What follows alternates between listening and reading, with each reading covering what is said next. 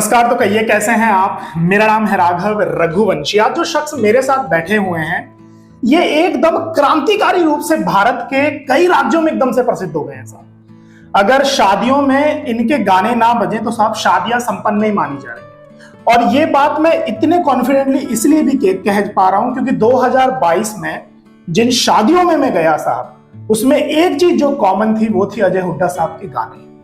दूसरी चीज मैं ये कहना चाहूंगा, जितने भी लोग एलसीडी एलईडी खरीदते हैं साहब, स्पीकर ठीक चल रहे हैं या नहीं चल रहे, इसको टेस्ट करने के लिए अजय हुड्डा साहब के गाने फुल वॉल्यूम में बजाते हैं और कहते हैं कि अजय हुड्डा साहब के गानों ने जो चमत्कार किया है। मैं जानना चाहूंगा कि अजय हुड्डा साहब ने पहले देश के लिए काम किया, अब देश का मनोरंजन करते। तो अजय हुड्डा साहब अगर आप सिंगर नहीं होते तो फिर कौन होते? देखिए, मैं सबसे पहले मैं बोलता हूँ और लिखता भी हूँ इस चीज़ को, और मैं हूँ भी। सबसे पहले मैं एक किसान हूँ, किसान घर में मैंने जन्म लिया है, किसान का बेटा हूँ, खुद किसान हूँ। उसके बाद भारतीय सेना का जवान, 15.5 साल मैंने फौज में नौकरी की है। उसके बाद एक कलाकार हूँ। तो अगर मैं कलाकार नहीं होता तो जाहिर सी बात है फौज से रिटायरमेंट के बाद मैं किसान ही करता। और तो कोई मेरे पास वास्तव में पिताजी चाहते क्या थे कि आप क्या बनो? मेरे पिताजी चाहते थे कि मैं फौज में लगूं, और क्योंकि मेरे पिताजी भी फौज में थे तो उनका एक ही सपना था कि मैं फौज में लगूं।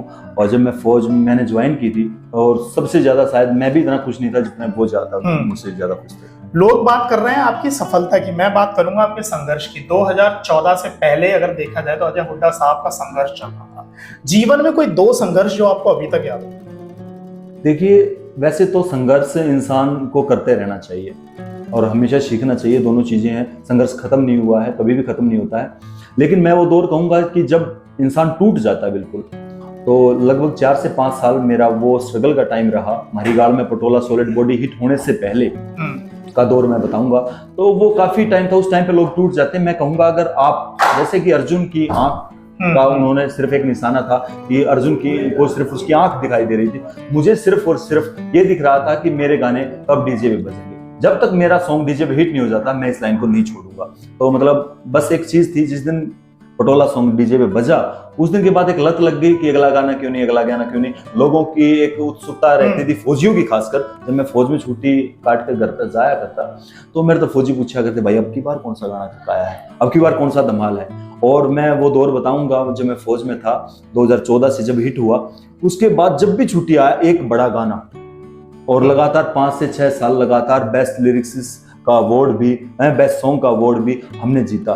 तो वो सर मतलब वो संघर्ष उस टाइम पे भूल गए थे। तो मैं यही कहना चाहूंगा कि संघर्ष जितना ज्यादा होगा सफलता उतनी ज्यादा